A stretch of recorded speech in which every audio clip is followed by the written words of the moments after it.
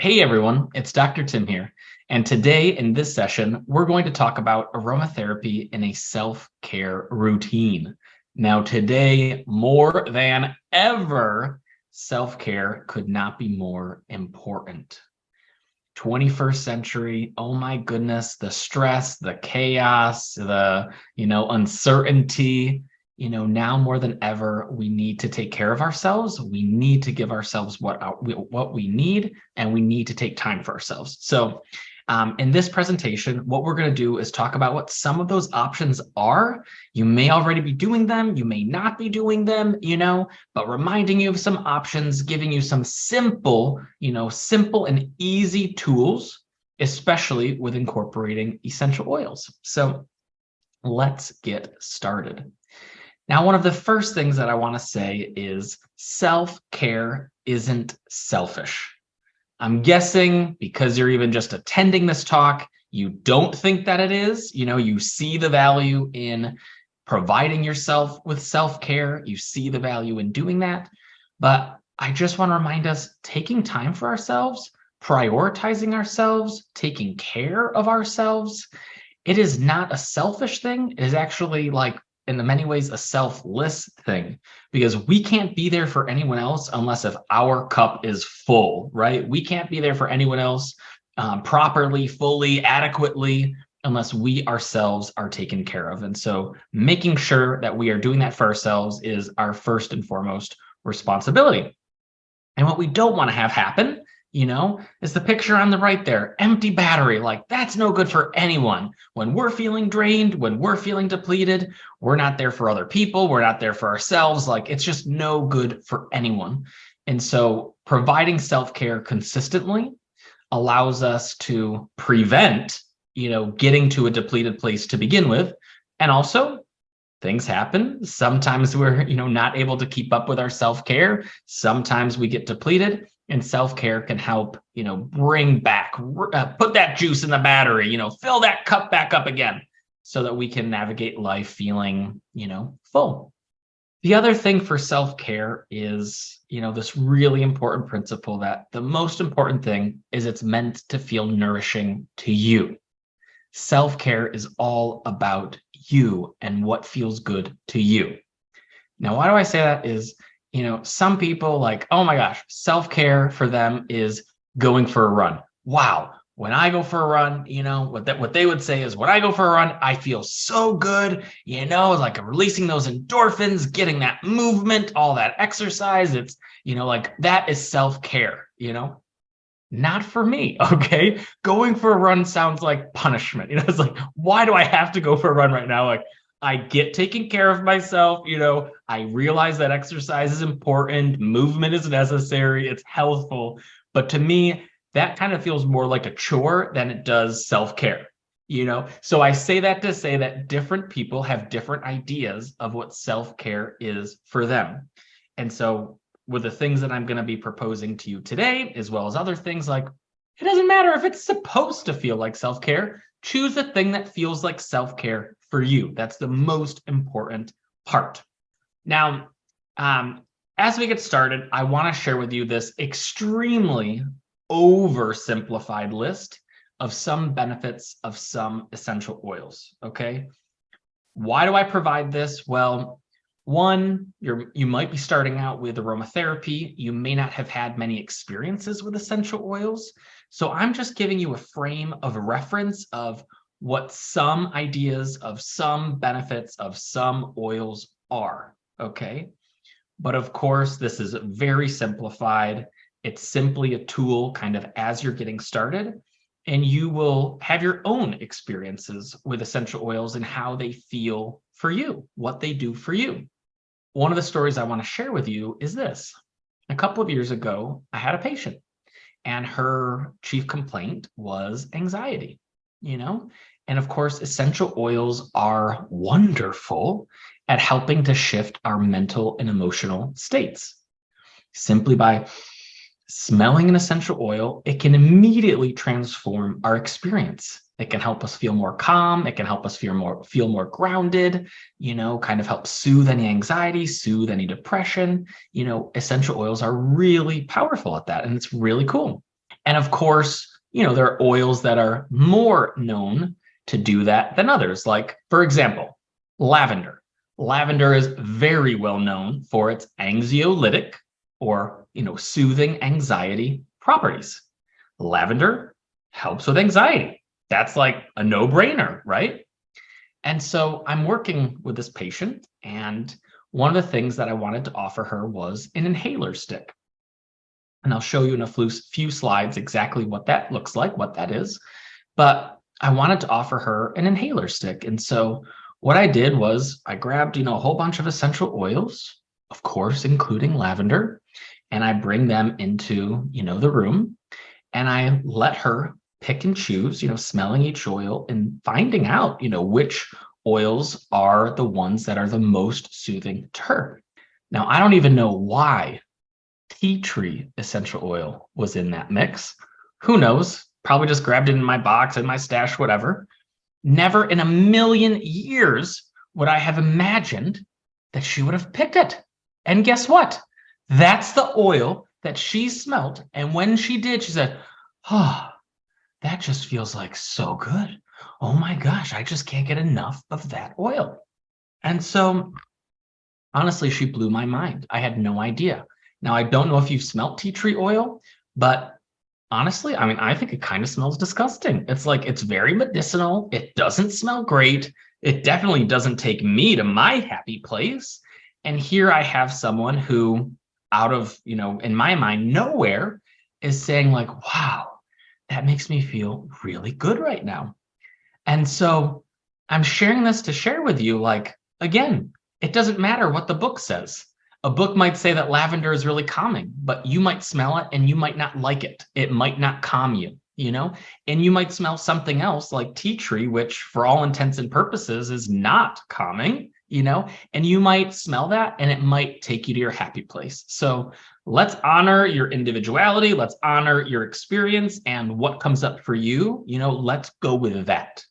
And so I share that to share that here I have some oils with some properties, which are just a very general guideline. But as you work with the oils, you will develop your own appreciation for how you respond to them and the benefits that they provide for you.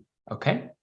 So keep this list handy. If you haven't purchased lifetime access, take a quick picture or write some oils down so that way you've got them. So if you won't be getting the PDFs. And I do just want to make a couple of special notes here, okay? Now, the first is on peppermint. Now, peppermint is awesome, right? Peppermint is a great essential oil. It's very clarifying. It's very cooling. But peppermint on the skin, especially, is very intense. Imagine a very intense cough drop that you've had with menthol, okay? Menthol is one of the main components of peppermint essential oil. And if you've ever had like a really intense cough drop, it's like, wow, that like sensation is, so cooling, it's almost burning. It's like really intense. Now that's how peppermint essential oil is. And so if you're applying a peppermint essential oil onto the skin, you want to make sure that you dilute it properly, okay? Because it can be a very intense experience. It can be very uncomfortable. And there's no need for it to be uncomfortable. If you properly dilute, and on average, remember we've said about 1 to 2% for topical dilutions, then you won't experience that issue. So we want to dilute properly. We don't want that to be our main component, especially for something topical. And even if you just like smell, peppermint, you get it close to your nose, like woohoo, that's or it will start your eyes kind of tearing up. So we want to avoid, eyes. We want to avoid, too close to the skin, undiluted, etc. Okay, so safety first and comfort first. And the other one that I want to make a note of here is cinnamon bark essential oil. Now, cinnamon has two different essential oils depending on the plant that the oil is coming from. So there's cinnamon leaf essential oil and there's cinnamon bark essential oil. Now these are different oils and they have very different chemistry. Now cinnamon bark essential oil has the more classic scent of cinnamon, very warm, kind of that wonderful cinnamon scent. I mean, I love the smell of cinnamon. It makes me think of like the holiday times, and baking. I don't know. It makes me feel very warm and fuzzy inside. I love cinnamon bark essential oil. But cinnamon bark essential oil is extremely intense and extremely irritating. So my recommendation at this point, if you're a beginner, I would not use cinnamon bark essential oil on the skin at all, not even diluted, okay? If you want to put it in a diffuser, you want to smell it, etc., great. But at this juncture, I would say don't apply it topically because it can be extremely irritating, even diluted, potentially. So we just want to exercise caution there. For the rest of them, no major, considerations. Use appropriate dilution, and that should be good enough. So some quick and easy aromatherapy applications. Again, for self-care, we don't need to do anything crazy. We don't need to do anything mind-blowing. We can use simple and effective things. So a couple of quick and easy things that you can do. This first picture here, these are those inhaler sticks that I was talking about. So the inhaler sticks, they're awesome. They're really affordable. They're really easy. You can customize your own blends. So you can make an energizing, aroma inhaler. You can make a meditation inhaler. You can make a, calming and relaxing sleepy time inhaler. So you can make little inhaler sticks for, every blend or mood that you want to help support. And how this goes is there's this little cylindrical cotton ball almost.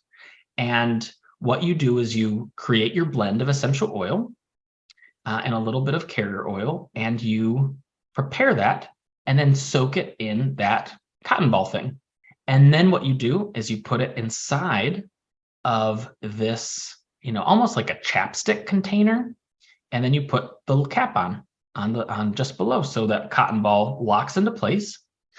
And then you see at the top of kind of this chapstick container, there is an opening, and that's where you can smell it. So you soak the cotton ball in the essential oil blend, you pop it in, and then voila, you've got a little stick that you can smell at any time that has that fragrance, that has that blend of essential oils. And then when you're not using it, you can just pop it in its container. So that way, the scent stays strong. So easy, so cheap. You can find it online, really easy to purchase, and then you can make your own blends. And how cool is that? It's very transportable. You can pop it in your pocket, pop it in your backpack, pop it in your purse, in your bag, take it on the go. And throughout the day, you can, I'm feeling a little stressed out. Okay, we're getting ready for meditation. Let me smell a little, of one of the more spiritual essential oils, maybe like sandalwood, maybe like frankincense. Let me really connect to this meditation and use essential oils as a support for accessing that mental and emotional state. So lots of cool things that you can do with that. Another one, just really simple, and this doesn't take much effort at all, is getting an aromatherapy room diffuser. And same thing, you can create different blends, you can use single essential oils, and you can just have that on in the background. Now, it may not feel like a really strong form of self-care, like it may not be super intentional or super present throughout the day. But the thing is in the background, like you're constantly getting a little bit of essential oil that you're smelling, and it's helping support your body and your mind and helping put you in a really good mental and emotional place. So another simple thing that you can do in the background is have an aromatherapy diffuser going with some of your favorite oils, some of your favorite blends. Similarly, there are these clay materials that you can buy as like jewelry or have as little like decorations in the room. And because they're clay, they're absorbent. So you can put essential oils onto it, and then slowly the oil will diffuse in the air over time. So you can wear it as jewelry, put it in the room, and that way, just a simple step of self-care where you can have essential oils being integrated into your daily life. Same thing, another really simple way to use essential oils on a day-to-day basis is you can grab some plain lotion, or some plain oil, and just put a drop or two of essential oil in there and just, put it on your hands, put it on your neck, allow the essential oils, smell it, and allow the experience that you have to unravel. So another really quick and easy way is simply to incorporate essential oils into your body care, either with something that's pre-made. Maybe you'll purchase an essential oil blend in a lotion or oil, or maybe you just take some plain, non-scented non-scented lotion and you add essential oil to it and just keep it really simple. That's another possibility. And then lastly, for our quick and easy application is using essential oils as perfume.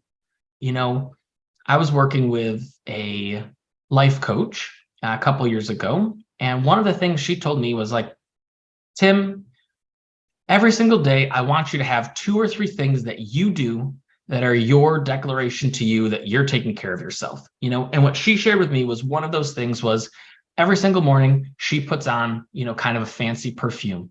And that's her thing to say to herself, hey, Barbara, I love you. You're worth it. Let's do this day. Okay. And now you might go into this with that level of intentionality or not, and that's okay either way. But setting yourself up for success, like every morning applying aromatherapy as a perfume could be a great way. Not only are you saying that, hey, like I'm treating this body like a temple, I'm giving it something wonderful, but also you're going to get the benefit of those essential oils throughout the day, as you're smelling that, as it's releasing into the air, and also giving a gift to the people around you. Ooh, she smells lovely. Ooh, he smells awesome. Like, what a gift. So again, these are simple things that you can do to really easily, quickly incorporate essential oils into your everyday life. Now let's talk about some other things. Now, maybe you're already meditating, maybe you're not, and either way is okay. But essential oils can be wonderful aids to meditation. Now, I don't know about you. I do meditate now on a pretty regular basis. But as I was first starting out meditating, and even still now, I sometimes run into challenges of like, how do I calm this mind down? I'm thinking about that I got to do, and this I got to do, and oh, shoot this, and oh, darn that, and my mind is racing. And so meditation can be really challenging. It's also extremely rewarding. And essential oils can be, gentle support to help us access deeper states of relaxation and access different states of mind. So that way, meditating is not as difficult as it might be otherwise. So my encouragement here, again, look at that other list, essential oils that are grounding, like sandalwood, vetiver, patchouli, allowing those to help soothe our minds, help ground us, so that we can access meditation much more easily. And the other thing that I want to say here is meditation doesn't have to feel so hard or feel so, I'm going to say, empty.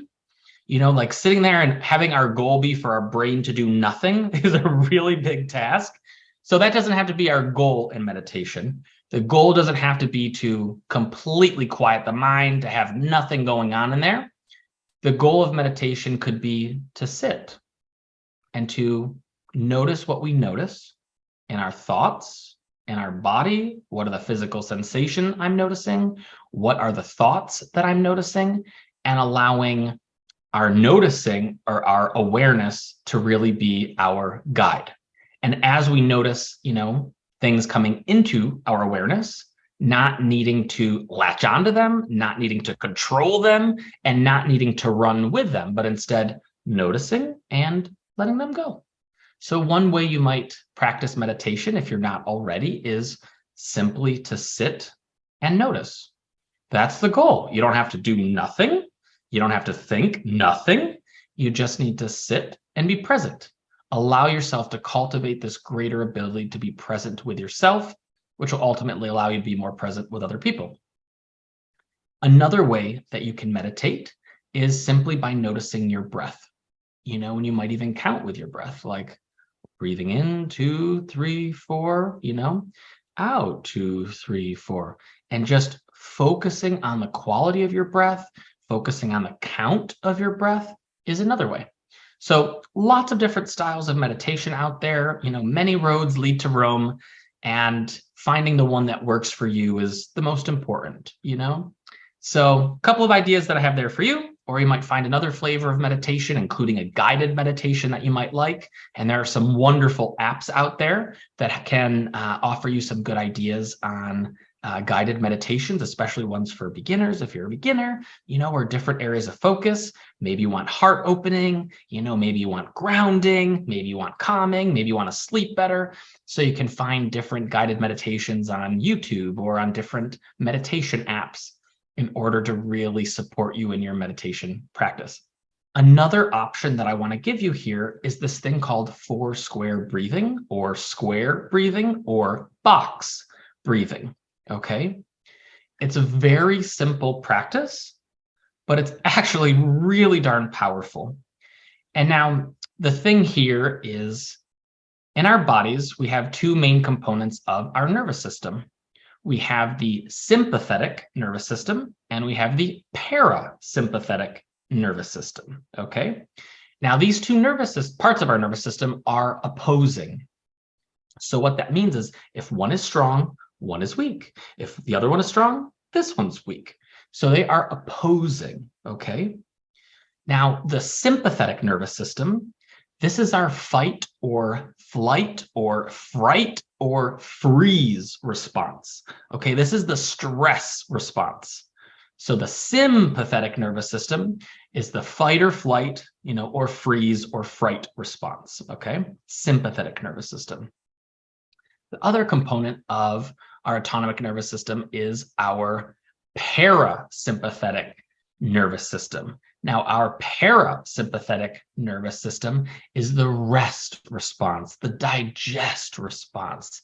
It's the at ease response. It's really the healing part of our nervous system. It's all about restoration. It's all about nourishment. It's about healing, a really important part. So guess what?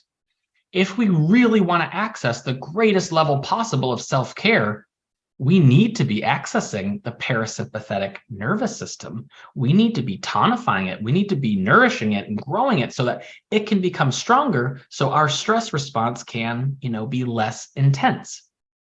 Now, guess what? 21st century, here we are. How do you think our nervous systems compare? Where are we? We are such a sympathetically dominant, community worldwide. We live in some of the greatest stressful period of all time, and I think we're really lacking as, a civilization, a society in the greater world picture, tools that really help us cultivate this parasympathetic nervous system. Okay. Now, why am I saying all this? I'm saying all this because this part right here is just, it's science. It's how we regulate our breath. It communicates to our nervous system, and it allows things to shift. So when we are being conscious, when we are being intentional with our breath, and we are doing this pattern, which I will teach you in just a moment, it actually shifts our nervous system. It actually shifts our nervous system. And so we can go from having a stress response to having more of a rest and digest and restore response. How cool is that? And it can literally happen in a matter of minutes. All we need to do is focus on our breathing and have a very intentional breath. So how it works is this, is you'll do everything for a count of 4. And how I do it is I do 1, 1,000, 2, 1,000, 3, 1,000, 4, 1,000. You're doing everything for a count of 4. Okay. So you breathe in for 4, you hold your breath for 4, you exhale for 4, and you hold your breath for 4 again. And you keep repeating. In for 4, hold for 4, out for 4, hold for 4. In for 4, hold for 4, out for 4, hold for 4. And you just keep repeating. And ideally, you want to do that for, about 10 times, so doing that 4, 4, 4, 4, repeating that 10 times. And this allows your respiration, your respiratory system, to communicate to the rest of your body, like, it's time to calm down now. That's literally what it's saying. It actually mimics kind of a, what's the word? Like a drowning response. It actually mimics that, and it tells the rest of the body is like, we need to calm down right now because getting really excited right now is not in our best interest. We need to calm, we need to calm, we need to calm.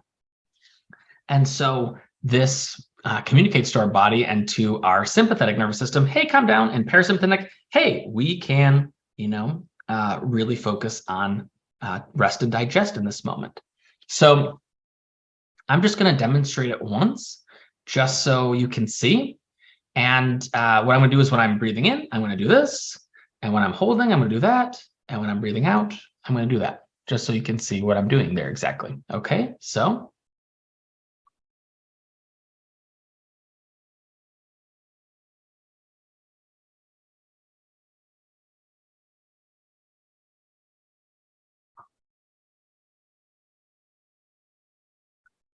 So that's that. We breathe in for 4, hold for 4, out for 4, hold for 4. And that's 4 square breathing. Okay, it's so simple. Gosh, even I'm feeling calmer. Need to bring the energy back to the lecture. Woo!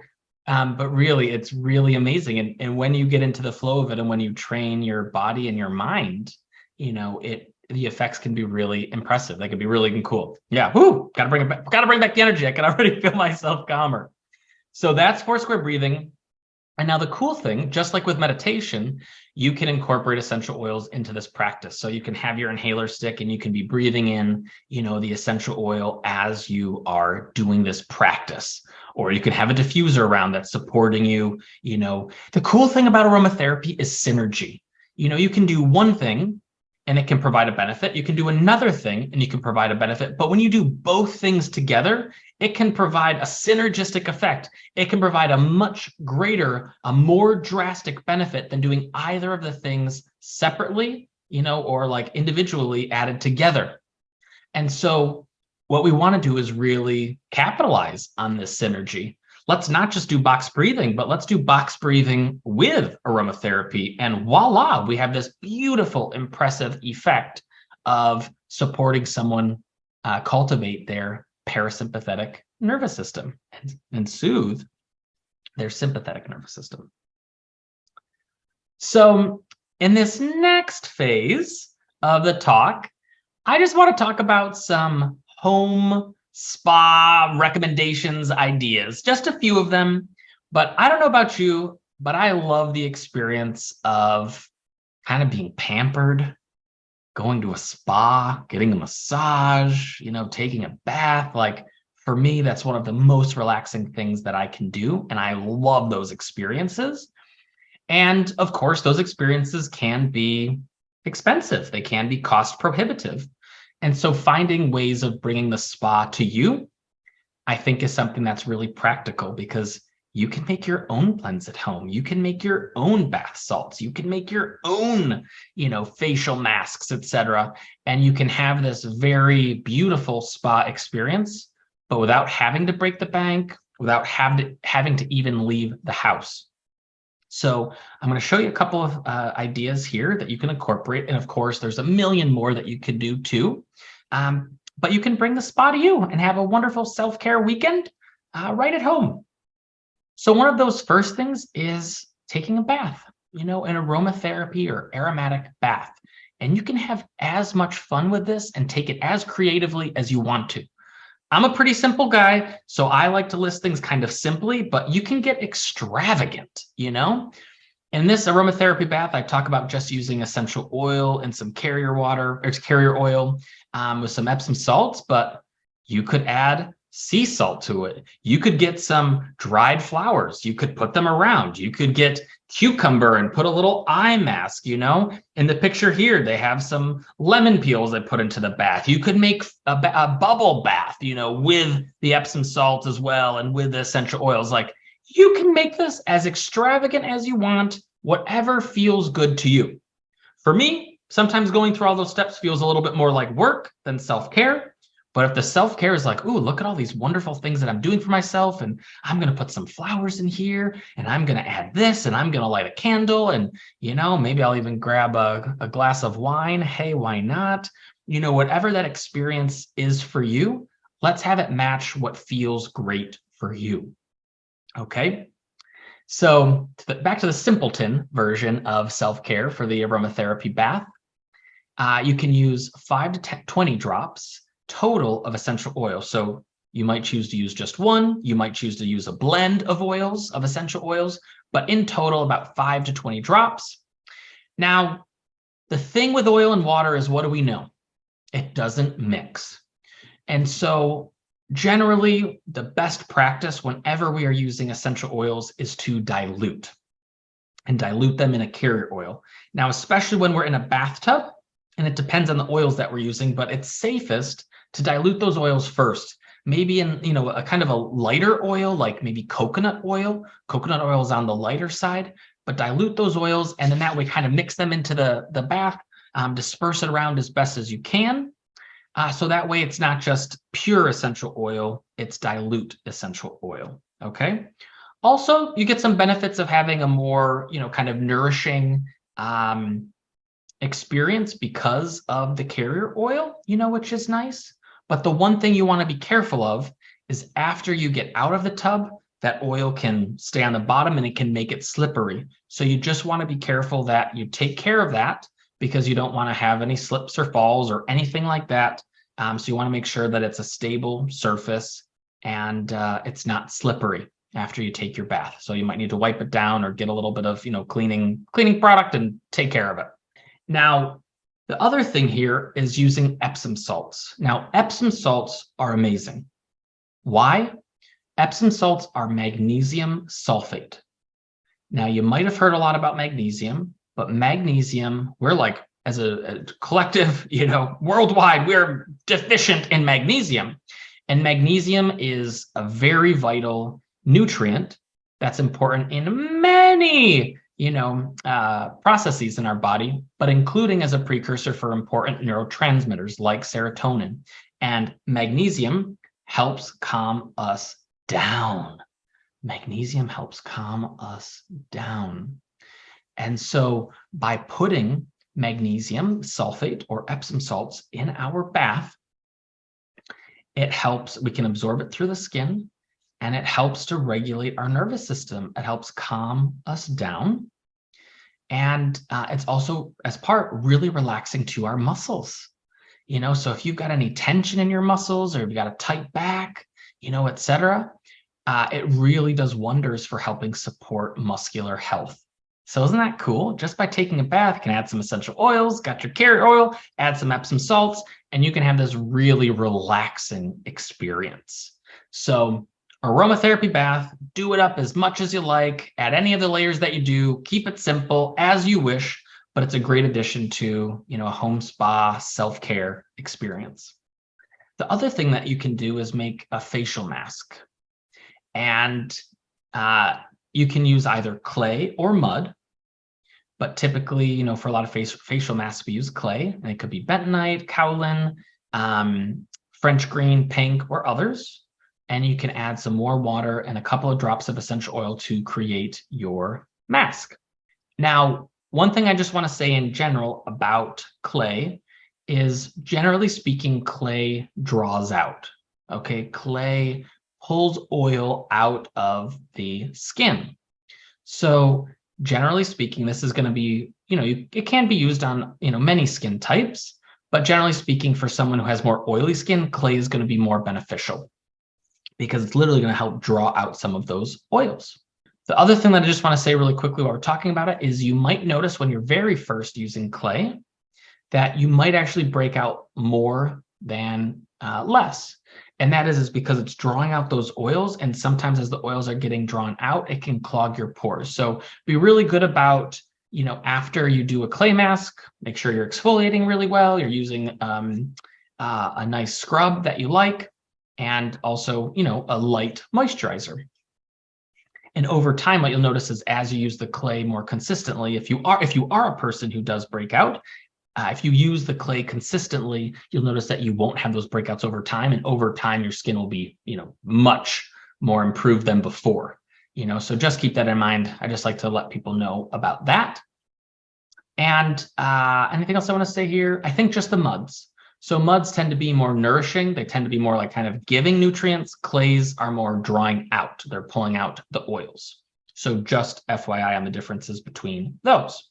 And you might choose to do a mud instead of a clay, and that's totally fine. And you can still add essential oil to that.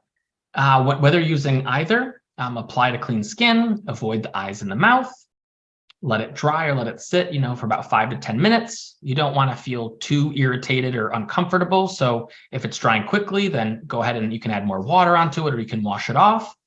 And also, if you're a person who has sensitive skin, then I would say less is more. Going closer to that 5-minute mark is going to be better than waiting for the full time, etc.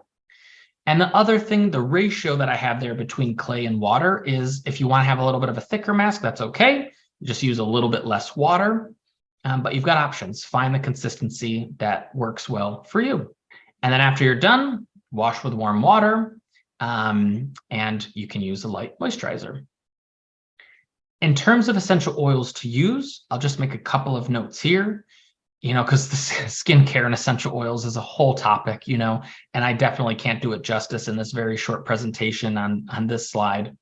But what I will say is there are some essential oils that are better for skincare than others. One of the ones that's, great for all skin types is frankincense. Frankincense essential oil. It does have a little bit more drying of a quality, so FYI, but frankincense is great. Lavender is great. And one that can be more for acne-prone skin is tea tree essential oil, which we talked about a little bit ago. Tea tree is a wonderful antimicrobial essential oil. It doesn't necessarily have the greatest scent, so see if you like it and if it's worth it for you, but it does kind of have a more medicinal scent, but it's great for acne-prone skin, and helping to soothe the skin, soothe inflammation, and also fight, the acne bacteria. So a couple of options there that you might consider to use, but see what works for you. And if you're really interested in using aromatherapy in body care products or in skincare, then please get some resources, because there are many books out there that go into much greater detail than I can, in this presentation, that I think you'd find really interesting. So that's that. I hope you have found this presentation useful. I hope you have learned a couple of ways of incorporating essential oils into your self-care routine. There are many roads that lead to Rome. Find the one that works best for you. Self-care is so important. We need to take care of ourselves. It's our responsibility to take care of ourselves, and we have to prioritize ourselves. We have to prioritize our self-care. And self-care is very individual. So what works for you might not necessarily work for someone else. What someone else finds nourishing might not necessarily be nourishing for you. So really listen to your body, listen to your experience, notice what it is that you like best and what interests you also, So that's that. And I did just want to make a special note here that if you're interested in self-care, you might be interested in my chakra healing using essential oils course on naturopathic CE. Here's a slide just with more information. You're welcome to log on to naturopathic CE and check out the different courses that I offer, including this one. And we are going to be having a special after Aroma Summit, where all the aromatherapy courses will be discounted, including this one. So you can pop onto Naturopathic CE now, find out what that discount is, and enjoy the savings while it's available. And that's it. Thank you so much for joining. I appreciate your time and attention. I wish you so much nourishment and self-care. Let's get that parasympathetic nervous system going. And yeah, thank you so much for your time. I'll talk to you soon.